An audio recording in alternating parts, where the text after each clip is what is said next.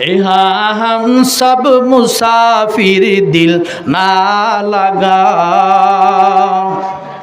अहले दिल की नजर से रुह करता जा, शाह दौलत सब फकीर गर नेक नहीं, शाह दौलत सब फकीर गर नेक नहीं, जिंदगी में बंदगी तू कर नहे, जिंदगी में बंदगी शर्मिंदा है, जिंदगी में बंदगी शर्मिंदा है।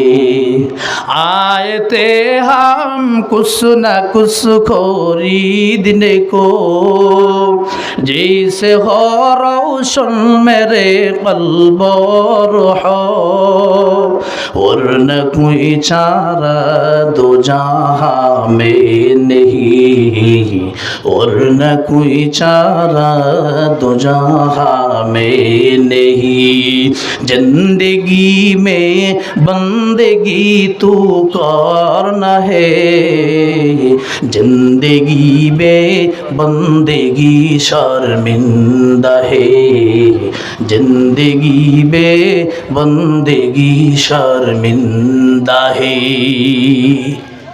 আমি আল্লাহ বড় দয়ার মালিক, আমি আল্লাহ বড় মায়ার মালিক। তোমার মায়ের পেট থেকে একটা তার, মায়ের পেট থেকে আমি আল্লাহ তাআলা একটা নারী নিয়ে তোমার পেটের নাভির সাথে আমি আল্লাহ তাআলা যুক্ত করে দিলাম। সুবহানাল্লাহ। তোমার যখন ক্ষুধা লাগে মায়ের পেটের মধ্যে তুমি অস্থির হয়ে যাও, আমি আল্লাহ তাআলা কুদরতি নজর দিয়ে তাকায়া দেখি, আমি আল্লাহ তাআলা তখন তোর মায়ের খাবারের ব্যবস্থা করি। এ সন্তান তুমি যখন মায়ের পেটের মধ্যে খাবারের প্রয়োজন হইত, তোমার মায়ের ক্ষুধা লাগতো, মা দ্রুত তৃপ্তি সহকারে খাবার খেয়ে নিত। এ সন্তান, এই মা কিন্তু যখনই তুমি পেটের মধ্যে গেলা, ওই দিন থেকে মা হিসাব কইরা কিন্তু ওয়ালা সাল্লাইনা ওয়ালা সুন্না ওয়ালা দুহাইনা ونشهد أن لا إله إلا الله وحده لا شريك له ونشهد أن سيدنا ومولانا محمدا عبد الله ورسوله الذي أرسله الله تعالى بالحق بشيرا ونذيرا। একটু ভলিউম বাড়াও আর সাউন্ড সিস্টেম আরেকটু সুন্দর করে দাও। وداعيا إلى الله بإذنه وسراجا منيرا، أما بعد فأعوذ بالله من الشيطان الرجيم، بسم الله الرحمن الرحيم، ومن يطع الله ورسوله ويخشى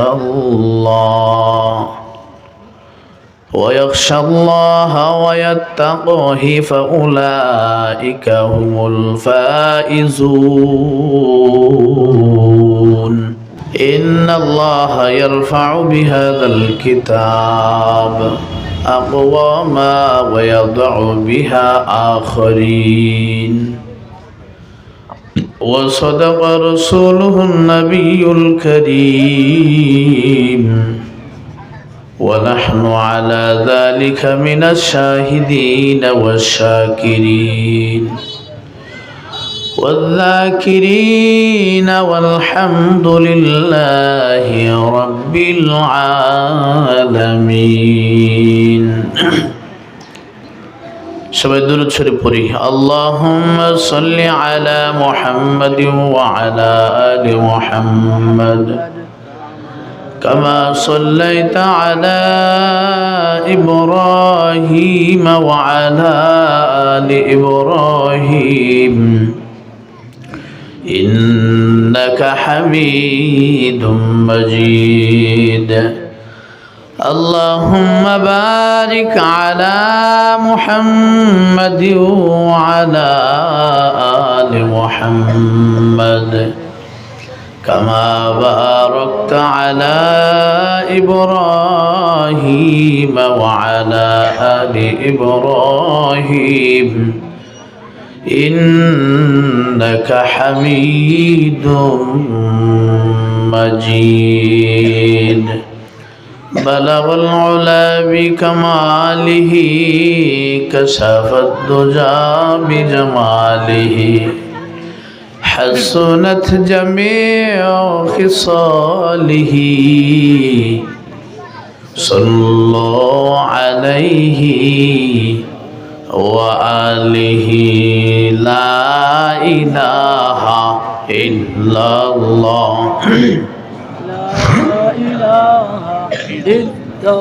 সবাই জবান ছেড়ে একটু মহব্বত দিয়ে একটু জিকির করে লা ইলাহা ইল্লাল্লাহ লা ইলাহা ইল্লাল্লাহ লা ইলাহা ইল্লাল্লাহ লা ইলাহা ইল্লাল্লাহ লা ইলাহা ইল্লাল্লাহু মুহাম্মাদুর রাসূলুল্লাহ।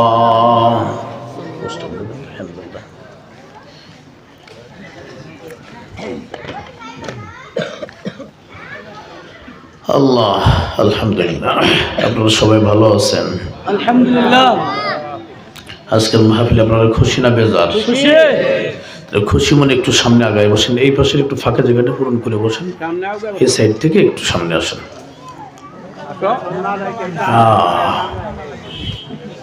আবার এদিকে বেশি আগায় আসতে হবে না, তাহলে পরে ঘাড় ব্যথা হয়ে যাবে আবার এই তাকায় থাকতে থাকতে। মানে এই লেভেলটা ঠিক রাখেন। হ্যাঁ কি এটা আসেন কষ্ট করে, বাটি ঠান্ডা দেন।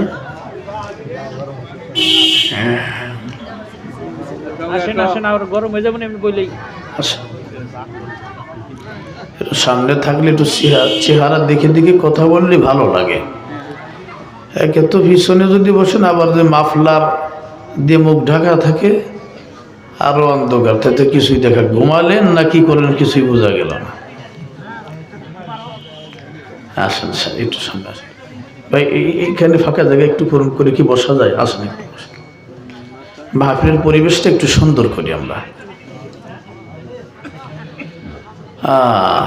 পৃথিবীর প্রত্যেকটা কাজের একটা নিয়ম করে, মানে শৃঙ্খলা সৌন্দর্য আছে। তা মাহফিলের পরিবেশটা আমরা একটু সুন্দর করি। এই তো যাই হলো, কাছাকাছি আসলেন, বসলেন, ভালো লাগলো।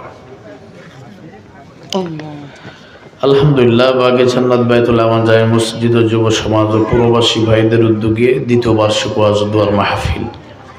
আজকের মাহফিলের মহতারাম সম্মানিত সভাপতি গোলাম মোহাম্মদ খান বাদল, সহ সভাপতি বাগে জান্নাত বাইতুল আমান জামে মসজিদ তীর্থঘাট, এবং আজকের মাহফিলের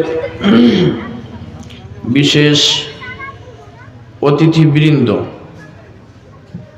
এবং প্রধান অতিথি এবং আজকের মাহফিলের প্রধান আকর্ষণ মুফতি সৈয়দ মাকসুদুল হক সাহেব, বারাকাল্লাহু ফি হায়াতিকুম। আল্লাহ তাআলা সকলকে নেক হায়াত দান করেন এবং হায়াতে বরকত দান করেন, বলেন আমিন।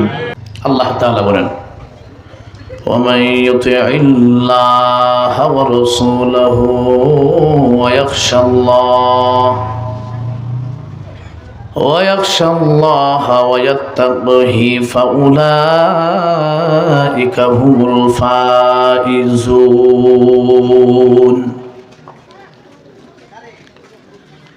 আল্লাহ তাআলা এই আয়াতের মধ্যে চারটা গুণের কথা, চার কাজের কথা বললেন। দুনিয়া ও আখিরাতে যদি কামিয়াবি সফল হতে চাও, তাহলে চারটা গুণ অর্জন করো, চার গুণের অন্তর্ভুক্ত হয়ে যাও। চারটা কাজ যেন তোমার মধ্যে বিদ্যমান থাকে। এ বান্দা, দুনিয়ার মধ্যে আজ থেকে ১,৫০০ বছর পূর্ব থেকে পৃথিবীর জমিনে এই কোরআনের এই আয়াতের বয়ান ব্যাখ্যা বিশ্লেষণ হয়ে আসছে, কিন্তু সব মানুষ হিদায়াত পায়নি। সব মানুষই চারটা গুণ অর্জন করতে পারে নাই। সকলেই কোরআন গ্রহণ করতে পারে নাই, নবীর তরিকার উপরে নিজেকে কোরবান করতে পারে নাই। তার কারণ হইল হিদায়াতের মালিক আমার আল্লাহ। আল্লাহ যাকে হিদায়াত দিবেন তিনি সারা পৃথিবীর কেউ হিদায়াত পাবে না। তবে একটা বিষয়, যে মানুষ সত্য কোনটা বুঝে না, জানে না, সত্য ধর্ম কোনটা বুঝে না, এবং সঠিক রাস্তা জান্নাতের রাস্তা কোনটা বুঝে না, এই মানুষের কাছে আল্লাহ তাআলা কোরআনের বাণী, কোরআনের দাওয়াত পৌঁছানোর ব্যবস্থা করেছেন, থাকবে। কথা বলেন ঠিক কি? এর মধ্যে কোরআনের বয়ান শোনার পর আমি আল্লাহ যাকে ইচ্ছা করব তারা হেদায়েত হয়ে যাবে। আর হেদায়েত পাইবে কারা? যারা হেদায়েত পাওয়ার তামান্না অন্তরে রাখে, নিজেকে পরিবর্তনের ইচ্ছা লালন করে। আমি মাঝে মধ্যে একটা কথা বলে থাকি, কোরআনের বয়ান দিয়ে দুনিয়ার মানুষকে ভালো করা যাবে না যদি সে নিজে ভালো হওয়ার চেষ্টা না করে। কথা বলেন না কেন? নিজে যদি ভালো হওয়ার পরিবর্তন আনার জন্য চেষ্টা না করে, নিজে আমল করার চেষ্টা না করলে পৃথিবীর কোনো আলেম মুফতি মুহাদ্দিস তারে সঠিক পথে আনতে পারবে না। হাতে পায়ে ধরে জোর জুলুম কইরা কখনো দিনের কাজ, ভালো কাজ, নেকের কাজ করানো যায় না। যায় না কি বলেন? আমি একবার 17 জন যুবককে তশকিল করে সুন্দর করে বোঝায় এক চিল্লার জন্য পাঠায়া দিলাম। 27 দিন হয়ে গেল, তারপরে দেখি যুবকেরা ব্যাটিং পত্র নিয়ে বসায় হাজির। চিল্লা মানে 40, চিল্লা মানে কি 40 দিন। এখন 27 দিনে 40 হইল নাই, 27 দিনে চিল্লা। আমি জিগাই বাজান কেন আইলা? 27 দিন হলো, 13 দিন এখনো পর্যন্ত বাকি, চিল্লা তো পড়ে নাই। বলে হুজুর আমির সাহেবরে মেরে মারপিট করে মসজিদে শোয়াই আমরা ব্যাটিং নিয়ে চলে এসেছি। কারণ কি? আমার মনে আছে আমি 2টা করে বেতের বাড়ি দিয়েছিলাম কলেজে পড়ে, কিন্তু আমার খুব আনন্দ ছিল। এমন জঘন্য কাজ করো সোনা ফরমান, এই পাঠাইলাম ভালো হওয়ার জন্য, সন্তারা সই ফিরে আসছিস। এই বন্ধুরা, আমার মসজিদের মধ্যে যুবকগুলো কান্না করেছিল আমার মায়ের খাওয়ার পরে। আমি শুনি তো মাথা গরম। আমি পুনরায় জিজ্ঞেস করলাম এমন জঘন্যতম কাজ কেন করলে? আমি একটু শুনতে চাই, জানতে চাই। বলে হুজুর আমির সাহেব আমাদেরকে যেভাবে চলতে বলে, আমির সাহেব নিজেই চলে না, এই জন্য রাগ মাথায় উঠে গেছে। আমির সাহেব বলে মসজিদের মধ্যে খালি গায়ে ঘুমাইবা না। আমরা যুবক মানুষ, রক্ত গরম, আমরা সব কিছু মেনে চলার চেষ্টা করলাম। আমির সাহেব বলে মোবাইল ফোন ব্যবহার করো না, করলাম না, কষ্ট হয় তাও বাদ দিলাম। আমির সাহেব আমাদের আমলে লাগাইয়া নিজে ফোন নিয়ে শুধু ব্যস্ত থাকে। বাজার থেকে এসে পাঞ্জাবিটা খুলে খালি গায়ে মসজিদে ফ্লোরে শুয়ে পড়ছে, গরমের দিন। এগুলো দেখতে দেখতে আমাদের আর সহ্য হয় না। আজকে আমির সাহেবের পিঠের উপরে পড়ছে সব। এই জন্য বন্ধুরা আমার, নিজে যে আমলগুলো করো না সেই আমলের নির্দেশও দিও না। তারপরেও ডাক দিয়ে বললাম এ যুবক, তারপরেও তোমরা অন্যায় করেছো, আমির সাহেবের গায়ে হাত দিয়েছো, দৌড়াইয়া যা, মাপ চেয়ে নাও, না হলে কিন্তু কপালে হিদায়াত জুটবে না। একজন ফোন মোবাইলটা এনে আমার কাছে বলে হুজুর দেখেন ওর মোবাইলে কিছু ভিডিও আছে। কি ভিডিও? কয় এক সাথী ভাই ঘুমাই আছে, ঘুমাইতে ঘুমাইতে ঘুমের মধ্যে তার মুখটা ফাঁকা হয়ে গেছে, ও কিছু লবণের দানা নিয়ে ওর গালের মধ্যে দিচ্ছে, এগুলো আবার ভিডিও করে নিয়েছে। তাহলে আমি এই কথা, এই ঘটনা, এই কারগুজারি শোনানোর উদ্দেশ্য হলো যে ওই রাস্তাটা যে খারাপ এইটা বুঝাই নাই, যে জোরপূর্বক কইরা জবরদস্তি কইরা কখনো কাউরে ভালো বানানো যায় না। নিজে থেকে যদি শয়তানি বুদ্ধি যদি দূর না করে, নিজে থেকে যদি পরিবর্তন হওয়ার চেষ্টা যদি না করে, নিজেই যদি কোরআন সুন্নাহ দিয়ে লাইফটাকে সুসজ্জিত করতে না চায়, এই মানুষের তুমি যত বয়ান করো, যত নসিহত করো, যতই মসজিদে জোর জবরদস্তি কইরা 2 ওয়াক্ত নামাজ পড়াইবা, আবার পূর্বের জায়গায় ফিরে যাইবে। তার কারণ হলো নিজের দিল পরিবর্তনের উদ্দেশ্য নিয়ে তার নাই। এই জন্য আমি যতই মেহনত করি সে কখনো পরিবর্তন হয় না। কথা বলেন ঠিক কিনা? হযরত নূহ আলাইহিস সালাম তিনি একজন নবী, আল্লাহ তাআলার মনোনীত পছন্দনীয় বান্দা গোলাম। তিনার বয়ান আমি নূরে আলম সিদ্দিকী সহ তামাম দুনিয়ার আলেম ওলামা সকলের বয়ানের পাওয়ার থেকে নূহ নবীর বয়ানের পাওয়ার, আসর, তাসির কম না বেশি ছিল বলেন? এই নূহ পয়গম্বর হাজারো বছরের হায়াত নিয়ে দুনিয়ায় আসলেন। 950 বছর জাতিকে দাওয়াত দিলেন। 950 বছরে দাওয়াত দিলেন, জাতির প্রতি কত দরদ আর মায়া নিয়ে নিয়ে তিনি বয়ান করেছিলেন। এ বন্ধুরা আমার, একজন নবীর বয়ান কতটা মধুময় হইতে পারে, কতটা আকর্ষণ থাকতে পারে। নূহ পয়গম্বর দাওয়াত দিলেন, প্রতিটা বছরে যদি একজন করে হিদায়াত পাইতো তাহলে বলো 950 বছরে কত মানুষ হিদায়াত পাইতো বলেন? কতজন? ওই যে ওয়াজ শুনে না, বলতেছি না, এই বেটা এই আলামিন বিশ্বনাথটা ধরতো, ওদের যা নেই না, যা কিয়ামত হয়ে গেছে, খবরই নেই। তাই না, তার কথা বলিও না, ঠিক আছে? এই যুগের বুলাবান এই সাংঘাতিক। আমাদের ঘরের ছেলে মেয়ে হোক আর আপনার ঘরের হোক, এটা যে কি জিনিস! মানুষ কয়েক এগুলোকে অনেক মুরব্বী কয়েক হুজুর এগুলো পুরনো রুহু, পাকা রুহু। হ্যাঁ, এই বয় ডোয়ার কিচ্ছু নাই। আল্লাহ, এই যুগের সব ঘরেরই বুলাবান, আমাদের ঘরের ছেলে মেয়ে কি সাহস করলি যা বুঝি না। আর হেরা যা বোঝে যা কয়, আমরা তার ধারের কাছেও নাই। কথা বলেন ঠিক কি না? এই হলো অবস্থা। আল্লাহ, যাই হোক, একটু খেয়াল করেন, বুঝেন। নূহ আলাইহিস সালামের ঘটনা জীবনে বহুবার শুনেছেন, কিন্তু শিক্ষা কি আমাদের? নূহ আলাইহিস সালাম দাওয়াত দিলেন, 950 বছরের দাওয়াতে মাত্র 80 থেকে 82 জন মানুষ হেদায়েত পাইল। 80-82 জন মানুষের হেদায়েত হইল, বছরে একজন কইরা হইল 950 জন হেদায়েত পাইতো।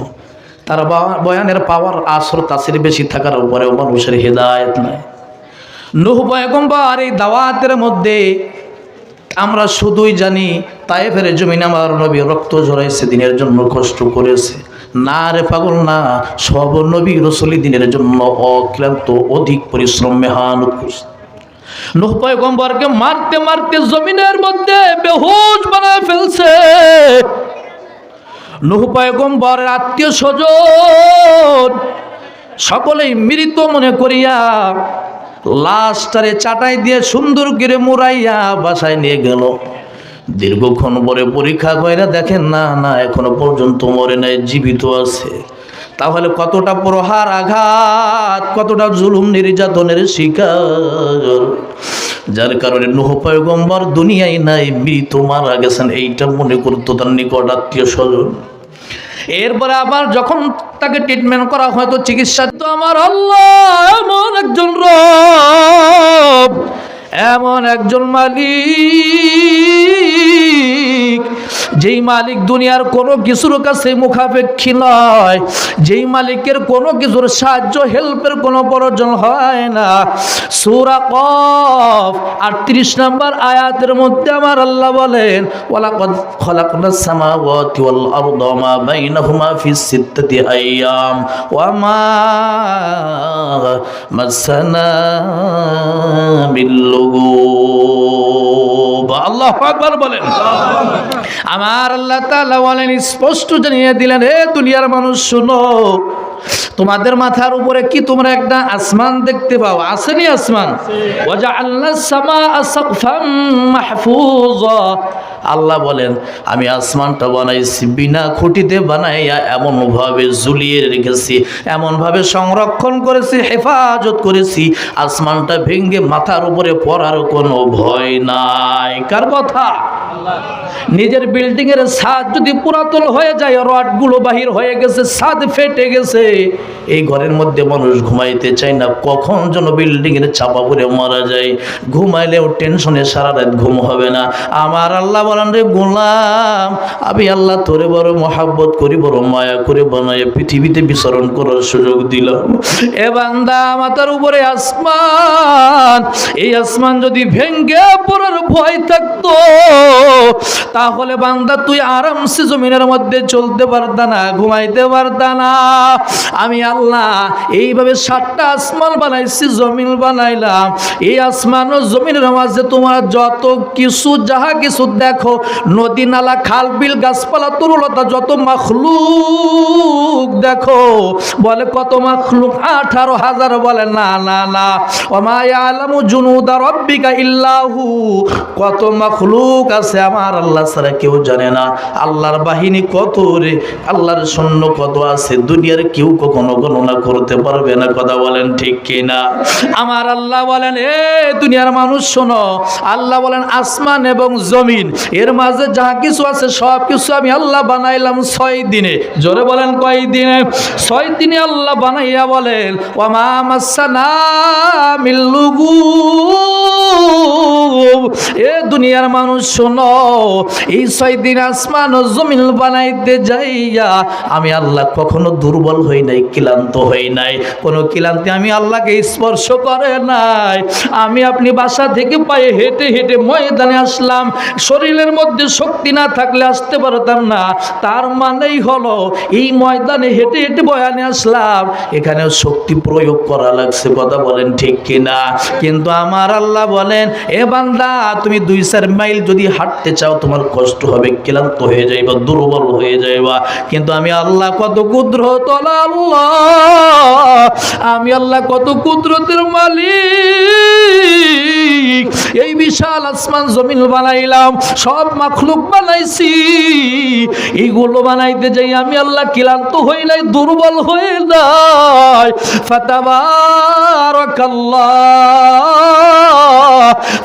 ফাতাবারাকাল্লাহু রাব্বুল আলামিন।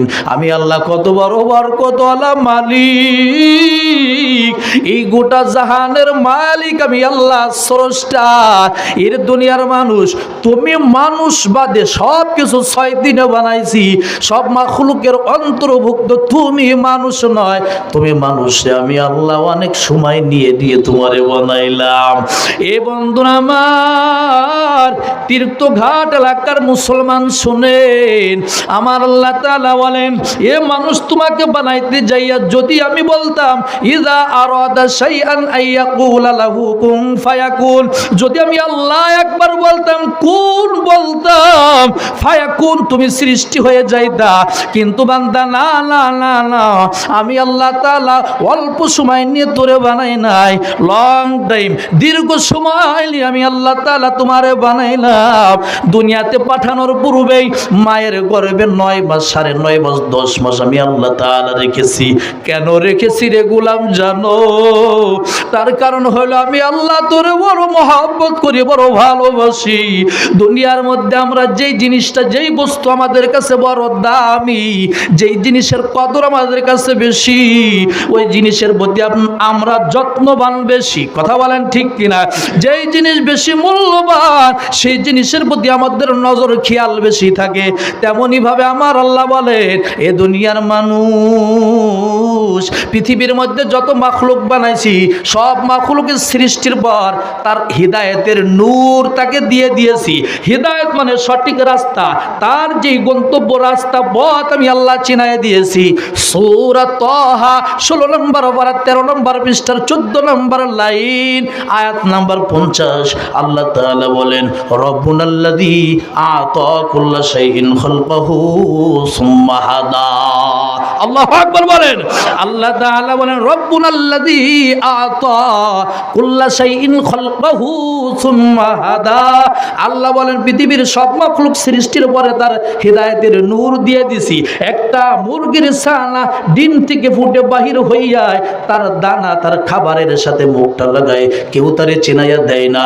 একটা গরুর বছর জন্মের পরে ভূমিষ্ঠ হওয়ার পরে মায়ের স্তনে মুখ লাগাইয়া দুধ পান করে, তার রাস্তা কাউকে দেখাই দিয়া লাগে না।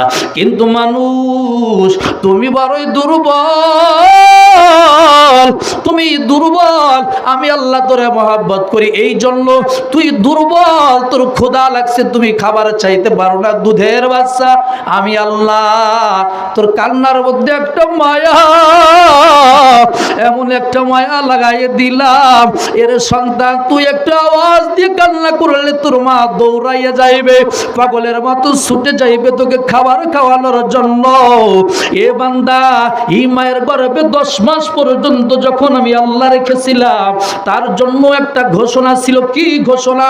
আল্লাহ তাআলা বলেন, এ বান্দা, ইচ্ছা করলে তোকে পাহাড়ের গর্ভে রাখতে পারতাম, কিন্তু রাখি নাই। পাহাড় যত্নের সাথে তোরে রাখতো না। আমি আল্লাহ ইচ্ছা করলে জমিনের গর্ভে রাখতে পারতাম, জমিন তোরে যত্ন নেবে না। এই জন্য আমি আল্লাহ তাআলা তোমার জন্য এমন একটা সুরক্ষিত জায়গা নির্বাচন করলাম, যে জায়গাটা হলো ফাজআলনাহু ফি করারিম মাকিন, যে জায়গাটা হলো তোমার মায়ের পেট। তোমার মায়ের পেট হলো একমাত্র তোমার জন্য নিরাপদ সুরক্ষিত জায়গা, হেফাজতের জায়গা। এ বান্দা, আমার পেটের মধ্যে কিভাবে তুমি প্রবেশ করেছিলা? আল্লাহ তাআলা বলেন আলাম নাখলুকুম মিন মাইন মাহিন, সামান্য তুচ্ছ এক বিন্দু নাপাক পানি মায়ের গর্ভে তোমারে আমি আল্লাহ ঢুকাইয়া দিলাম। ওখান থেকে সন্তান তুমি মায়ের গর্ভে 2 কেজি, 2.5 কেজি, 3, 3.5, 4 কেজি, 5 কেজি সন্তান হইয়া দুনিয়ায় আসে। এত বড় কেমন কইরা হইলি? আমি আল্লাহ তাআলা তোর মায়ের পেটের মধ্যে কি খাওয়াইলাম রে বান্দা? মায়ের পেটের মধ্যে তোর মুখ আমি আল্লাহ তাআলা পাক রেখেছিলাম। পাক না পাক রাখি না, মুখের মধ্যে ওই পচা দুর্গন্ধ জিনিস তোর মুখের মধ্যে আমি আল্লাহ ঢুকাই নাই। মায়ের পেটের রক্তগুলো আমি আল্লাহ তাআলা তোর মুখে ঢুকাই নাই। আমি আল্লাহ তোর প্রতি কত দয়া করি, কত মায়া করি, কত ভালোবাসি, একবারের জন্য বোঝার চেষ্টা করলি না। আমি আল্লাহ তাআলা মায়ের পেটের মধ্যে একটা পার্সেল আকারে পলিথিনের মধ্যে মুড়াইয়া পেটের মধ্যে রেখেছিলাম। একটা রক্তের পুটলার মধ্যে, পানির পুটলার মধ্যে তোরে আমি আল্লাহ তাআলা জিয়ায়া রাখলাম। এখন তুই কি খাইবি? তোর তো ক্ষুধা লাগে, মায়ের পেটের মধ্যে বড় হইবি কেমন কইরা? রুহু আমি আল্লাহ দিলাম, মায়ের পেটের মধ্যে নড়াচড়া করো। তোমার খাবারের প্রয়োজন কি? খাইবা। আমি আল্লাহ বড় দয়ার মালিক, আমি আল্লাহ বড় মায়ার মালিক। তোমার মায়ের পেট থেকে একটা তার, মায়ের পেট থেকে আমি আল্লাহ তাআলা একটা নারী নিয়ে তোমার পেটের নাভির সাথে আমি আল্লাহ তাআলা যুক্ত করে দিলাম। সুবহানাল্লাহ। তোমার যখন ক্ষুধা লাগে মায়ের পেটের মধ্যে, তুমি অস্থির হয়ে যাও, আমি আল্লাহ তাআলা কুদরতি নজর দিয়ে তাকায়া দেখি, আমি আল্লাহ তাআলা তখন তোর মায়ের খাবারের ব্যবস্থা করি। এ সন্তান, তুমি যখন মায়ের পেটের মধ্যে খাবারের প্রয়োজন হইতো, তোমার মায়ের ক্ষুধা লাগতো, মা দ্রুত তৃপ্তি সহকারে খাবার খেয়ে নিত। এ সন্তান, এই মা কিন্তু যখনই তুমি পেটের মধ্যে গেলা, ওই দিন থেকে মা হিসাব কইরা কিন্তু কদম বাড়াই। মায়ের মনে কত কিছু পরাণে চায়, মা কিন্তু সবকিছু খাইতে পারে না।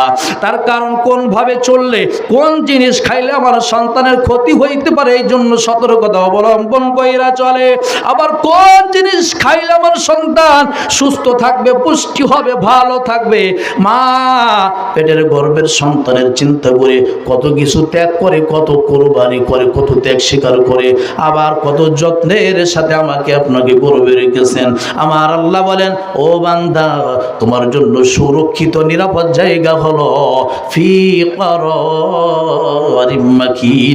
এই মায়ের পেট, মায়ের গর্ভ হলো তোমার জন্য সুরক্ষিত জায়গা। আল্লাহু আকবার।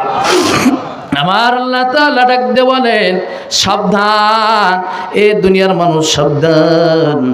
আমার দুনিয়ার বুকে আমি যখন তোমাকে নিয়ে আসবো, সুম্মা সাবিলা ইয়াসসারা সুম্মা আমাতাহু ফাআকবারা সুম্মা ইযা শাআ আনশারা। আল্লাহু আকবার বলেন।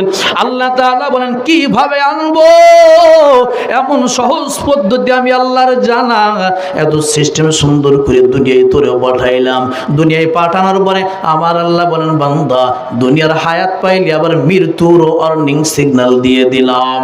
সূরা নাহালের 70 নম্বর আয়াত, 14 নম্বর পারা 13 নম্বর পৃষ্ঠার মাঝখানের অংশে পাইবেন আমার আল্লাহ বলেন আল্লাহু খলাকাকুম সুম্মা ইয়াতাওয়াফাকুম। আল্লাহ তাআলা আয়াতের প্রথম শব্দে বলেন আমি আল্লাহ তোদের রব, তোদের স্রষ্টা, আমি আল্লাহ তাআলা তোমাদেরকে সৃষ্টি করেছি। তারপরেই খুব নিকটবর্তী শব্দে আল্লাহ জানায় দেন সুম্মা ইয়াতাওয়াফাকুম, এ বান্দা তোমাদের আবার মৃত্যু ঘটাবো।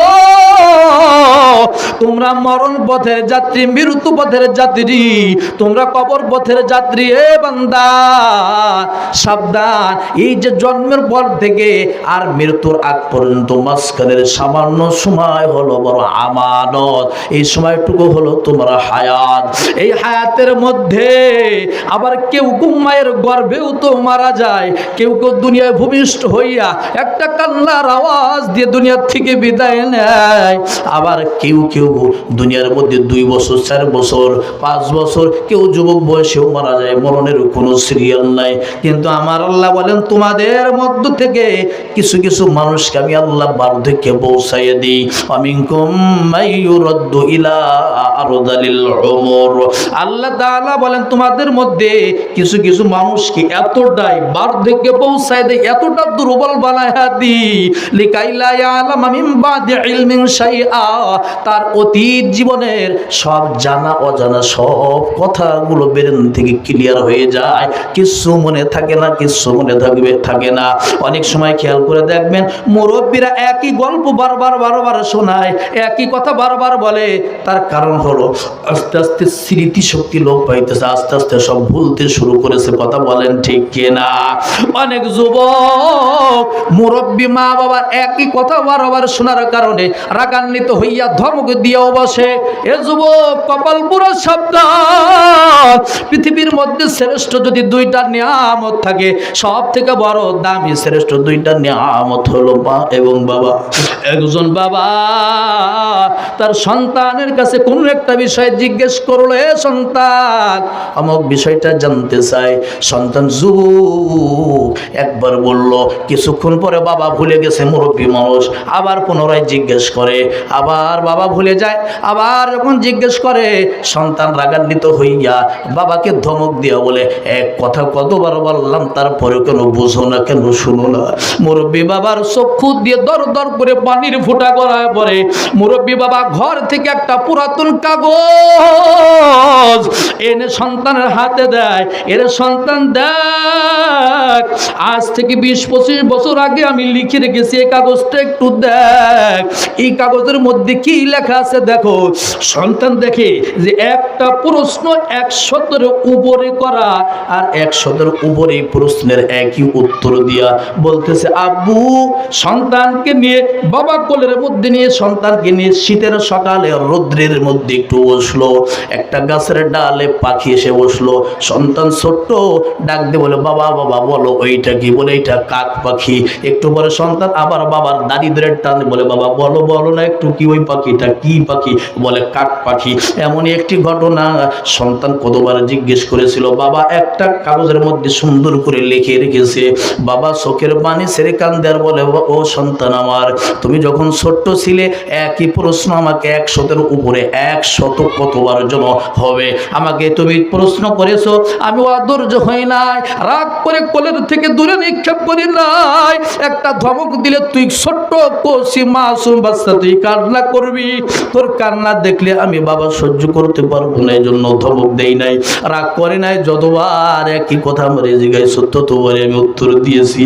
আজ তুমি সন্তান, আমি মুরব্বী হয়ে গেছি, আমি বাবা বার্ধক্যে বসে গেছি, আমার স্মৃতি শক্তি লোপ পাইলো, দুর্বল হয়ে গেলাম, একই কথা 2 থেকে 3 বার জিজ্ঞাসা করলাম, আর তুমি আমার ধমক দিয়ে বসো। এই কথা শোনার পর সন্তান বাবার পায়ে জড়ায় ধরে চিৎকার দিয়ে কান্দে আর বলে, বাবা আমাকে মাফ করে দাও, আমার বড় ভুল হয়েছে। এর যুবক ভাই, জীবন ভরে বয়ান শুনলি আমল করলি না, বোঝার কিছু বুঝলেও না, বোঝার চেষ্টাও করলে না। মুরব্বী যখন মা বাবা মুরব্বী হয়ে হয়ে যায় তখন তারা অনেক পদে পদে ভুল করবে, কথার মধ্যে ভুল করবে, কাজের মধ্যে ভুল করবে। তোমার মাথা গরম করবা না, সাবধান। দুনিয়ার সব জায়গা মাস্তানি চলে, মাতবারি চলে, মা বাবার মতো শ্রেষ্ঠ বড় একটু বড় নিয়ামত, এখানে কোনো মাতবারি কোনো মাস্তানি মিজাজ গরম ওগ্রতা চলে না। কথা বলেন ঠিক কিনা? আমার আল্লাহ বলেন ওয়াকফিদ লাহুমা জানাহাযুল্লি মিনার রাহমা। আমার আল্লাহ বলে সন্তান, দুনিয়ার মধ্যে মা বাবার সামনে তুমি বিনয়ের ডানা বিছায়া দাও। মা বাবার সাথে যখন তুমি কথা বলবা বিনয়ের ডানা বিছায়া দাও। তোমার কথা তোমার ব্যবহারে মা বাবার কলিজার মধ্যে যেন আঘাত না লাগে। বাবা আমার সাথে কথা বলার সময় চোখে চোখ রাখিয়া চোখ রাঙ্গাইয়া কথা বলবি না, ধমকের সুরে কথা বলবি না, উগ্রতার সুরে কথা বলবি না। তার কারণ হইল মা বাবার কলিজায় আঘাত দিলে আল্লাহ তাআলার আরশে আজিমে পৌঁছে যায়, এর মধ্যে কোনো পর্দা থাকে না। কথা বলেন ঠিক কিনা? এই জন্য সাবধান, এইখানে কোনো প্রকারের বেয়াদবি করবা না। অনেক সন্তান ডাক দিয়ে বলে বাবা আমার জন্য কি করেছে, মা আমার জন্য বাবা মা কি করে গেছে, কি রেখে গেছে। এ সন্তানের কথা বলবি না। তোমার বাবার সাধ্য অনুযায়ী তোমাকে জন্ম দেওয়ার পর তোমার পিছনে যত কাটা পিটা করছে, তোমার লেখাপড়া থেকে শুরু করে তোমার কাপড় পোশাক পরিচ্ছদ খাবার দাবার সব আয়োজন করতে যাইয়া বাবা রাত্রে ঠিক মতো ঘুমায় না ব্যবসার জন্য, এক জেলা থেকে অন্য জেলায়, এক দেশ থেকে অন্য দেশ, দূরপ্রবাসে কত বিক্রমপুরের কত ভাইয়েরা আমার দূরপ্রবাসে বিদেশে থাকে। আমার একজন মুসল্লি, তার দুইটা সন্তান আমার মাদ্রাসায় হেফজখানায় পড়ে। এ বন্ধুরা আমার দুইটা সন্তান একই চেহারা, যমজ দুইটা সন্তান। আজও পর্যন্ত বড় ছোটকে আমি আজও পর্যন্ত চিনতে পারি নাই। আল্লাহ তাআলার কুদরত। এই সন্তানের বাবা সৌদি থেকে আরো 1-1.5 বছর আগে যখন ছুটি নিয়ে বাসায় আসলো, যেই দিন চলে যাবে ওই দিন বন্ধুরা আমার ঈশার সালাত আদায় করে আমার হাতটা ধইরা বলে হুজুর সন্তান দুইটা আপনার কাছে আমানত রেখে গেলাম। আর চক্ষু দিয়ে পানি পড়তেছে। আমি বলে কান্দেন কেন? বলে হুজুর আগামীকাল ফ্লাইট আমি চলে যাব। আমার এই দুইটা সন্তান বারবার বলতেছে বাবা আর একটা দিন থেকে যাও, একটা দিন থেকে যাও। দুইটা সন্তান বারবার আমাকে বলছে, কিন্তু থাকার কোনো পরিবেশ সুযোগ পায় না, চলে যেতে হচ্ছে। হুজুর এরা যেন মানুষের মতো মানুষ হয়, হাফেজ কোরআন হয়, এদের ভালোর জন্য, এদের ভবিষ্যৎ উজ্জ্বল করার জন্য আজ আমি বাবার অস্ত্র নিয়ে দূরপ্রবাসে রওনা করতেছি। এই যুবক ভাই, এই বাবার কষ্টগুলো তো তুমি বুঝো না। দূরপ্রবাসে এত কষ্ট কার জন্য কষ্ট? তোমার শখের ফোনটা কিনে দিয়েছে বাবার মাথার ঘাম পায়ে ফেলাইয়া, রক্তকে পানি করিয়া তোমার ভবিষ্যৎ উজ্জ্বল করার জন্য, তোমার ঠিক মতো প্রাইভেটের টাকা দেওয়ার জন্য, কলেজে লেখাপড়া করো টাকা পয়সা দেওয়ার জন্য, সব ব্যবস্থা করার জন্য বাবার এত কুরবানি, এত ত্যাগ। আর বাবা যখন দূরে থাকছে, মা তোমাকে একা একা কত কষ্ট করে মানুষ করছে। এ সন্তান তোর কাপড় চোপড় কেনার জন্য মার সব জায়গায় দৌড়ানো লাগলো। তুমি স্কুলে পড়ো, মাদ্রাসায় পড়ো, সেখানেও মায়ের দৌড়ানো লাগে। তোমার সব বাবার অনুপস্থিতিতে মায়ের সব দায়িত্ব পালন করা লাগছে। আর বাবা কোরবানি ত্যাগ স্বীকার করে দূরপ্রবাসে থাকে। এই মা বাবার সামনে এ বিক্রমপুরের মুসলমান কখনো সাবধান মনের ভুলেও বলবা না আমার জন্য কি করেছো। তোমার জন্য যা করেছে তুমি কল্পনা করলে দেখবা আমি নিজেই ব্যর্থ, আমি নিজেই বেয়াদবি করেছি, ভুল করেছি। মা বাবা আমার জন্য যা করেছে, কিয়ামত পর্যন্ত আল্লাহ যদি আমার হায়াত দেয়, এই বাকি হায়াত যদি মা বাবার খেদমতে মশগুল থাকি, তারপরেও মা বাবার ঋণ কখনো পরিশোধ হবে না। কথা বলেন ঠিক কিনা? এই জন্য বন্ধুরা আমার হিসাবপত্র মিলায়া নেবা। দুনিয়ার মধ্যে কেউ যদি কামিয়াবি হয়, উন্নতি লাভ করে, তাহলে মা বাবার দোয়া নিয়ে এই দুনিয়াতে সে উন্নতি লাভ করে। কথা বলেন ঠিক কিনা? এ বন্ধুরা আমার আল্লাহ রাব্বুল আলামিন কথাগুলো সুন্দর করে বুঝে আমল করার তৌফিক দান করেন। জোরে বলেন আমিন। আল্লাহ তাআলা বলেন বান্দা, তাহলে এই যে মায়ের গর্ভে 9 মাস, 9.5 মাস, 10 মাস থাকলি, এরপর দুনিয়ার মধ্যে আমি আল্লাহ তাআলা সুম্মা সাবিলা ইয়াসসারা, দুনিয়াতে তোরে আনলাম, দুনিয়ায় ভূমিষ্ঠ হইলি। এই ভূমিষ্ঠের সময় তো কত মা মারা যায়, আবার মায়ের শরীর থেকে কয়েক লিটার তাজা রক্ত বের হয়। মা শুধুমাত্র একটা বার চোখটা মিলাইয়া আমার আপনার দিকে তাকাইলো। তাকানোর পর মা রক্ত মাখা অবস্থায় একটাবার নিজের চিন্তা করে নেই, বলে আমার সন্তানটা আমার বুকের মধ্যে একটাবার দাও। আমার সন্তানটা নার্সদেরকে বলবে এই সন্তানের মুখ দেখার জন্য আমি মা 9 মাস 10 মাস কত কষ্ট করলাম, কত ত্যাগ স্বীকার করলাম, সন্তানের মুখ দেখার পরে আমার কষ্ট দূর হয়ে গেছে। সন্তানটা আমার বুকের মধ্যে একটু শোয়া দাও, আমি মায়ের কলিজা ঠান্ডা হয়ে যাবে।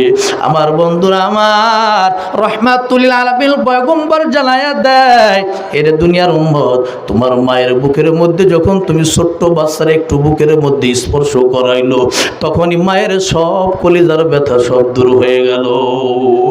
এরে বন্ধুরা আমার, এই জন্য সাবধান, মা বাবার দোয়া নিয়ে সামনে চলো, মুরব্বীর দোয়া নিয়ে, উস্তাদদের দোয়া নিয়ে সামনে চলো।